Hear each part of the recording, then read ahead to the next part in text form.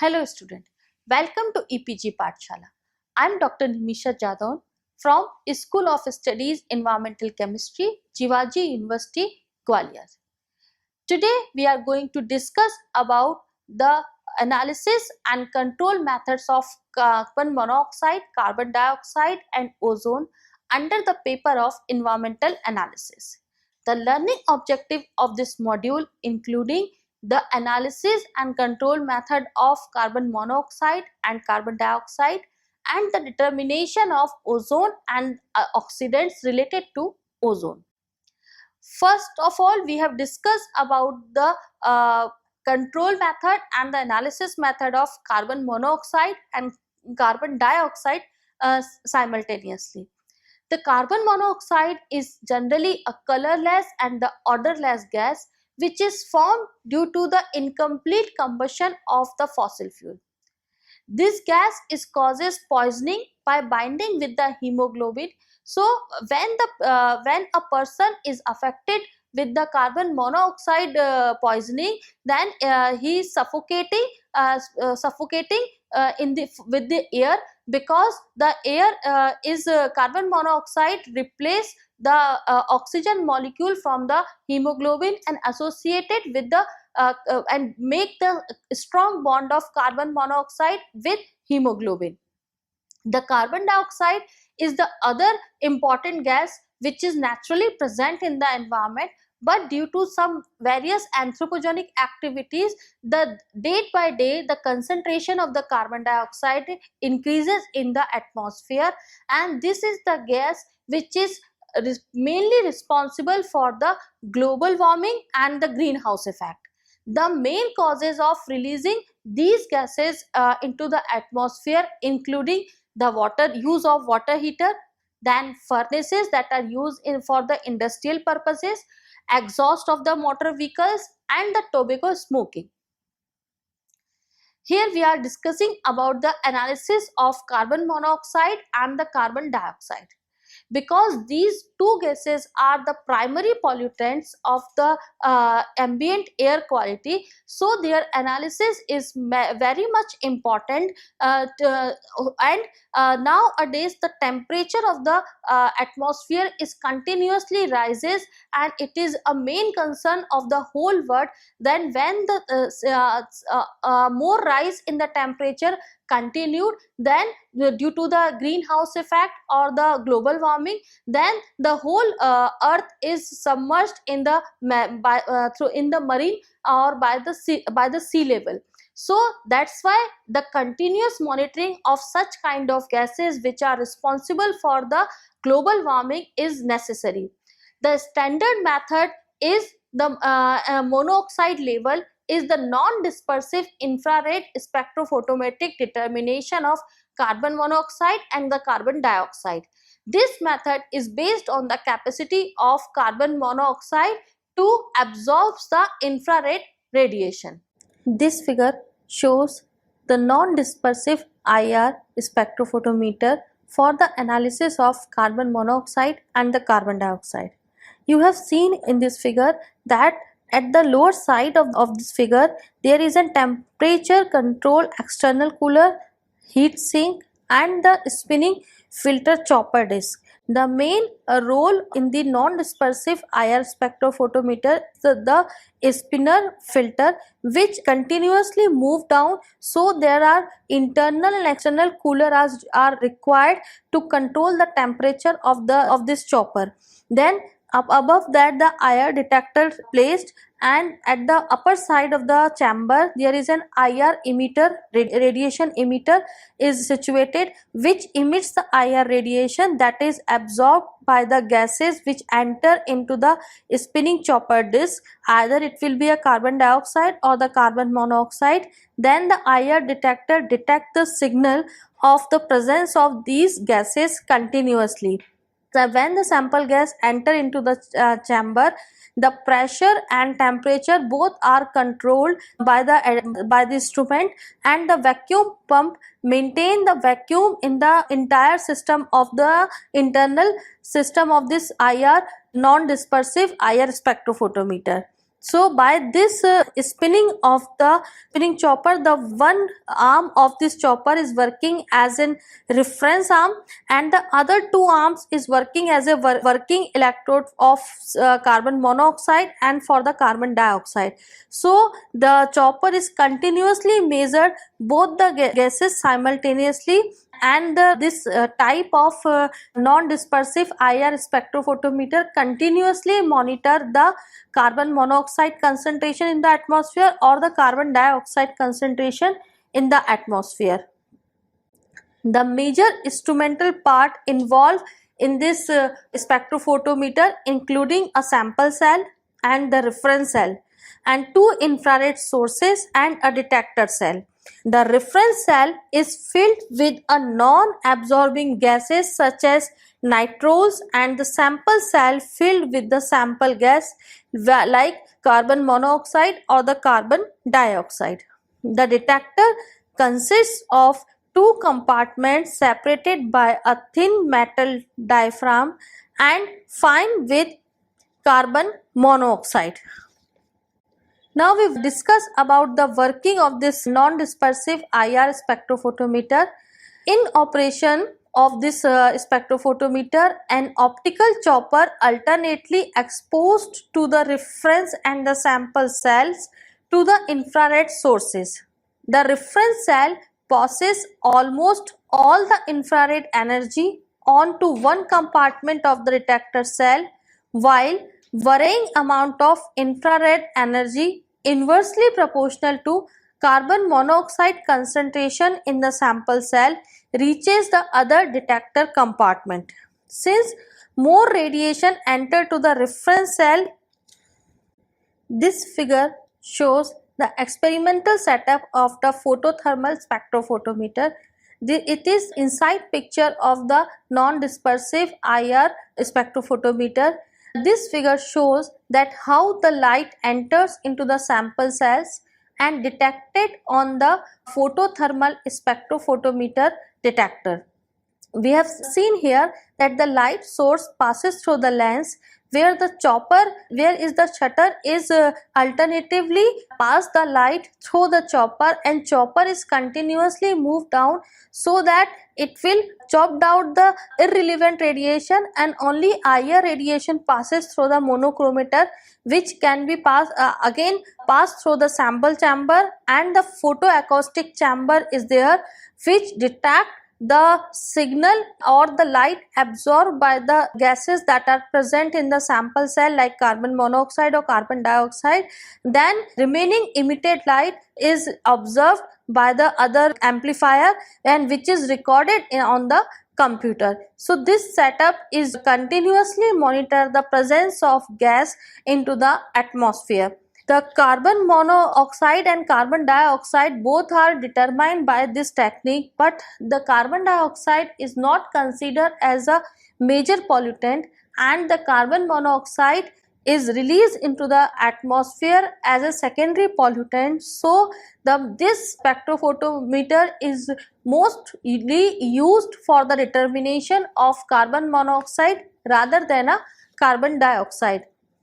As we have discussed in the figure, and the figure shows that the more radiation enter the reference cell side of the detector compartment, and the carbon monoxide contained there is expands, causing a pressure difference across the diaphragm, which in turn causes the diaphragm to make a back and forth motion in phase with the chopper action.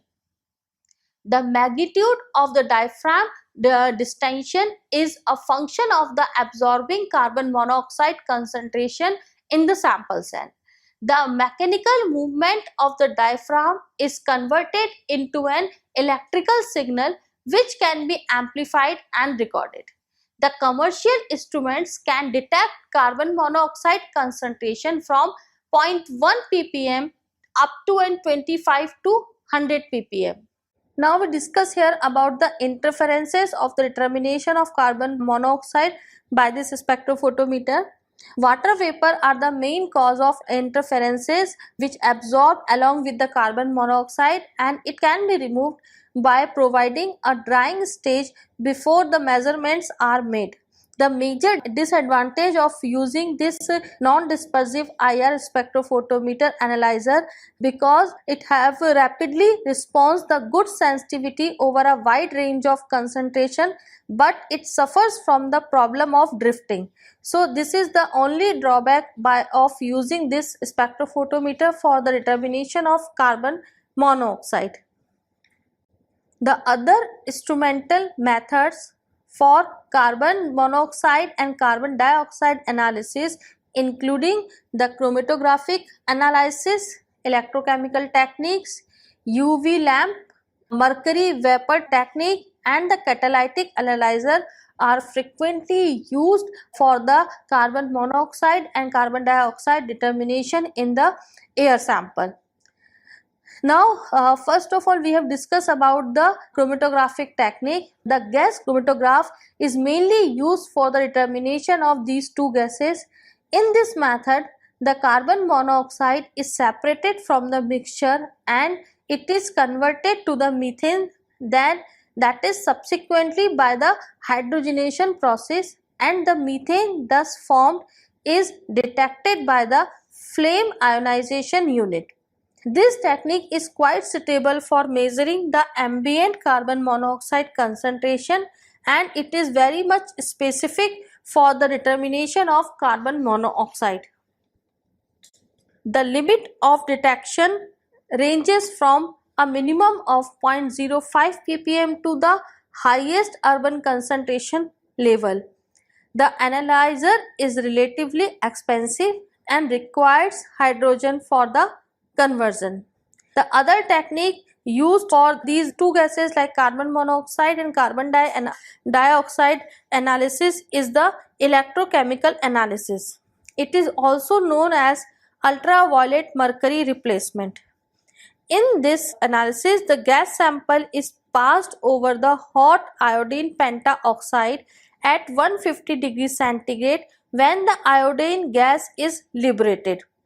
Here the equation shows that I2O5, that is iodine pentaoxide, react with carbon monoxide at 150 degrees centigrade, generates 5 molecules of carbon dioxide and liberated the iodine, and this liberated iodine is absorbed by an electrolyte and is reduced at cathode, and the current produced is measured by the other electrochemical detector. The minimum detectable concentration is 0.1 ppm of this method, and the response time of the analyzer is relatively slow. The next method of carbon monoxide and carbon dioxide determination is the UV mercury replacement method. The method is based on the reduction of mercuric oxide by carbon monoxide at 210 degrees centigrade to produce carbon dioxide and the mercury vapor. Here is the reaction that carbon monoxide react with mercury oxide, that is HgO, at 210 degrees centigrade, then it produces carbon dioxide and the elemental mercury vapors. The mercury vapor formed is determined through the absorption of radiation from a mercury lamp. The next method is known as the catalytic analysis of carbon dioxide or carbon monoxide. The catalytic analysis involves the oxidation of carbon monoxide known as hope chalide, which contain a mixture of metal oxide. The resultant temperature rise can be measured the carbon monoxide concentration. The techniques used for state gas analysis depend on the expected concentration and desired degree of accuracy. The common method used for the determination of carbon monoxide or carbon dioxide are non-dispersive infrared absorption spectrophotometric method and a weight chemical technique known as the Orsett method. Non-dispersive infrared radiation absorption technique, in short, is known as the NDIR absorption spectrophotometric method. The Orsted method of analysis is useful for carbon monoxide concentration greater than 0.2% by volume or 2000 ppm. We are discussing more here about the analysis of carbon monoxide instead of carbon dioxide, because carbon dioxide is is a natural composition of the atmospheric air, and it is not, if the carbon monoxide is present there, then automatically it is equal to the concentration of carbon dioxide. So whatever we are discussing here about the analysis is we are taking in terms of carbon monoxide. So in the Orsted analyzer, the carbon monoxide is absorbed in a solution of cuprous chloride, and the difference in volume between the readings takes before and after the absorption step gives the amount of carbon monoxide. The carbon monoxide is formed as an intermediate from the fossil fuels and the oxygen. The formation is due to two reasons. Number one is, in the rich mixture, carbon monoxide is formed because of insufficient quantity of oxygen, and in lean mixture, the carbon monoxide is formed due to the poor turbulence of the fuel and the air. The significant factors for carbon monoxide formation included the effect of fuel-air ratio, the degree of turbulence, and the temperature. The carbon monoxide, unlike some other major gaseous pollutants, does not lend itself to remove by the exhaust gas techniques.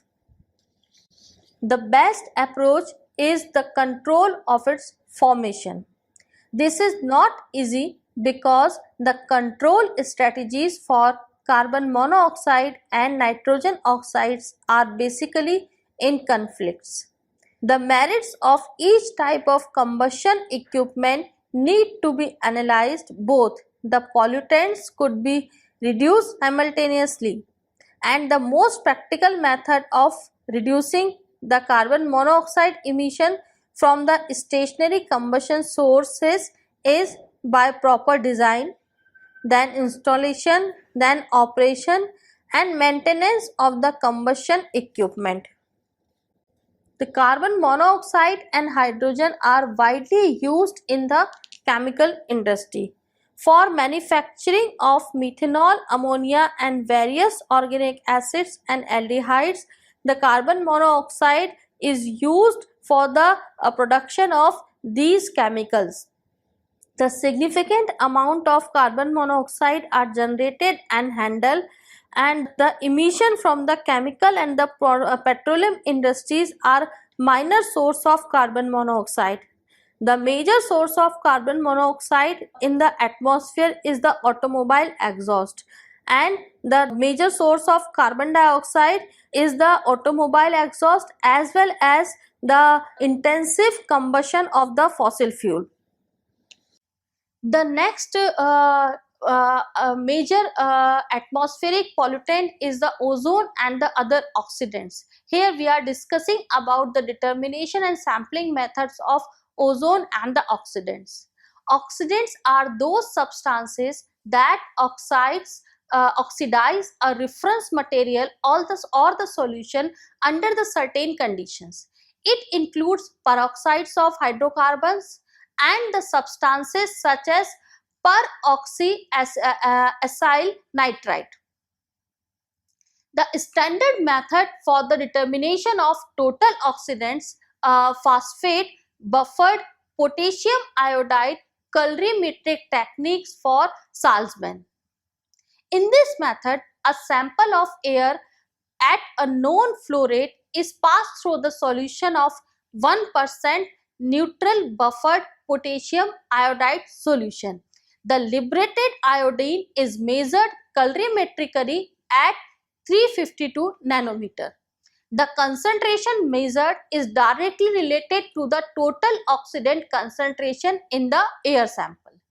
The method is applicable to oxidant concentration in the range of 0.01 to 10 ppm as ozone.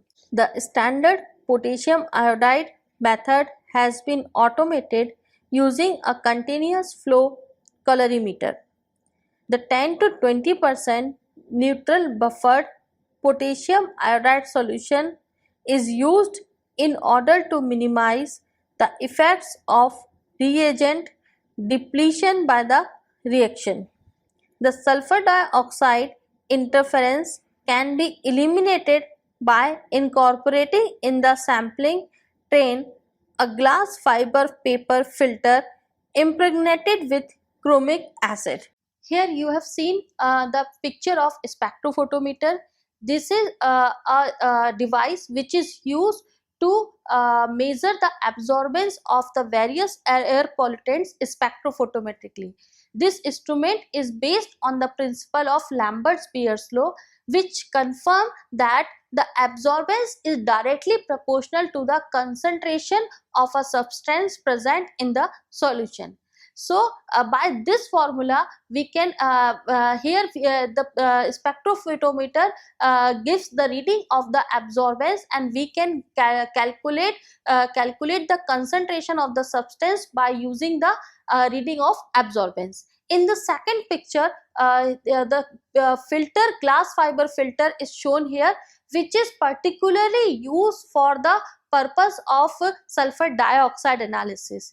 This filter paper is designed to and impregnated with the chromic acid to remove the interferences of the other atmospheric gases present in the ambient air. The chromic acid absorber will also oxidize, and second method is known as colorimetric method. The colorimetric or masked and Schrodner analysis is also widely used in the continuous analyzers for measuring total oxidants. The air sample passed through a sensing cell containing a thin film of potassium iodide solution. The liberation of iodine at the cathode of the cell causes an external current flow. This current is proportional to the iodine or oxidant concentration. It is measured with the use of microammeter. The sensitivity of the method is less than 0.01 ppm. The best working range lies between the 0.01 and 0.2 ppm of ozone. The interferences, including those from oxides of nitrogen and the sulfur. One highly specific technique used is based on the chemiluminescence of the ozone-ethylene reaction. In this method, ozone is exposed to a large excess of ethylene in a reaction vessel. The chemiluminescent light released during the reaction is then measured. Detector used here is the photomultiplier tube. Here is the picture of photomultiplier tube detector.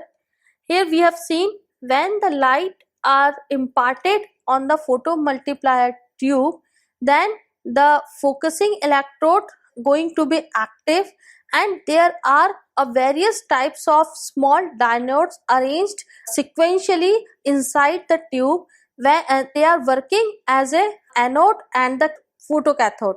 When the light imparts on a single diode, then it will be diverted to the other diode, and the other diode is again diverted to the next one diode. So the intensity of a single light is enhanced up to 1,000 time of in 1,000 time, and this intensity is measured by the photomultiplier tube detector, so that the very few amount of light is detectable by using the photomultiplier tube detector. The factors which are involving in the analysis that we have discussed here, that there are no interferences from the other atmospheric components, and the device is capable of measuring concentrations less than 0.001 ppm. However, the regular calibration is required to allow for charges in such system parameters. The flow rates of air and ethylene and the supply voltage to the photomultiplier tube are the variable parameter for analyzing these gases into the atmosphere. Now here we are discussing about the other techniques used for the analysis of ozone and the oxidants. The number one technique is the UV fluorescence detection method of ozone. In the UV fluorescence, it is similar to the ultraviolet spectrophotometry in a way that ultraviolet radiation is emitted into the sample. However, instead of investigating the whole absorption spectrum, only intensity at the wavelength of the component's fluorescence is measured. In order to avoid interference with the exciting radiation, a measurement is carried out in a large angle from the radiation direction. The next method is known as chemiluminescence method. Chemiluminescence is the most common way to measure the ozone concentrations. The method is based on the fact that during the reaction of nitrogen oxide with ozone, the resulting nitrogen dioxide molecule is excited and releases radiation at 1100 nanometer wavelength. The next technique is the gas chromatography. The gas chromatography is a measurement technique for the most of the greenhouse gases like carbon dioxide and the carbon monoxide. The gas chromatograph has two inlets and inert carrier flow, usually nitrogen, and a sample injector. So by this method we can also detect the various air pollutants simultaneously by using the gas chromatographic technique. In this technique, the sample is driven through the column by the carrier flow. The walls of the column are covered with the stationary phase, a material which interact with the gas components to be analyzed. Interaction between the sample and the stationary phase inside the column leads to different arrival time of each component at the detector, which enables their separated measurement. There are different detectors available for gas chromatographs. A universal detector is based on the difference of thermal conductivity of the material. It is known as TCD, that is thermal conductivity detector. A more specific way to measure organic and hydrocarbon compounds is the flame ionization detector, which is also known as FID, which is a hydrogen flame located in an electric field. When the carbon enters the flame, the ionization occurs and the current starts between the electrodes that provide a direct electrical signal representing the concentration of the carbon containing compound. So in this module, we have learned about the sampling and the analysis technique of carbon monoxide and carbon dioxide. Since these two gases are the major cause of greenhouse effect, so the analysis of these gases are very important concern nowadays. Anthropogenic ozone is also causing global warming, as well as the ozone is also created skin problems to the human being. So the analysis and control method of these gases is very important. That's why we have discussed here about all the three gases and their control measures and their sampling and the analytical procedure. Thank you so much.